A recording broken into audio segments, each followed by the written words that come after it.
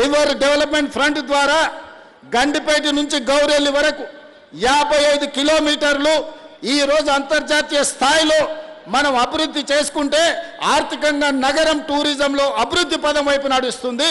యువతకు ఉద్యోగ ఉపాధి అవకాశాలు వస్తాయి. మీరు కూడా ఉప్పల్ మూసీ పక్కన ఉన్నామంటే ఒక రివర్ ఫ్రంట్ న్యూయార్క్ న్యూజెర్సీ మధ్యలో హడ్సన్ రివర్ ఫ్రంట్ దగ్గర ఒక్కొక్క అపార్ట్మెంట్ 100 కోట్ల విలువ ఉన్నది. ఇవాళ మురికున్నందుకే ఈ భూమిలో విలువ లేదు కదా, ఇవాళ మురికున్నందుకే ఇక్కడ ప్రజలు నివసిస్తలేరు కదా. ఇవాళ ఈ మురికి నల్గొండ జిల్లా ప్రజలకు ఈరోజు కాలుష్యమై కాటేస్తుంటే నల్గొండ ప్రజల పట్ల కనికరం చూపించాల్సిన బాధ్యత ఈ ప్రభుత్వానికి లేదా?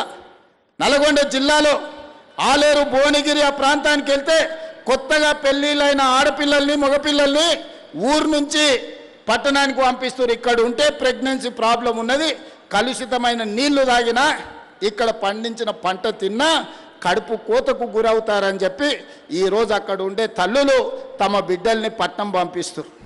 అంత దుర్భరమైన పరిస్థితి.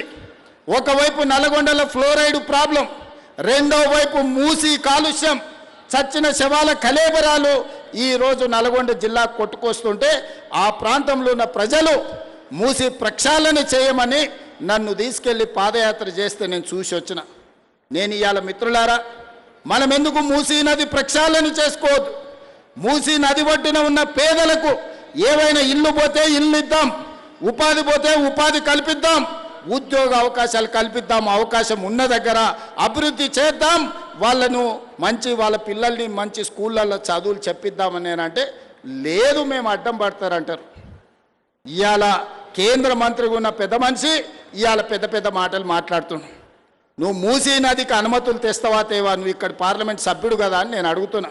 అదేవిధంగా ఒకనాడు ఢిల్లీ తర్వాత మెట్రో మనది 2వ స్థానంలో ఉండే, ఇవాళ 9వ స్థానానికి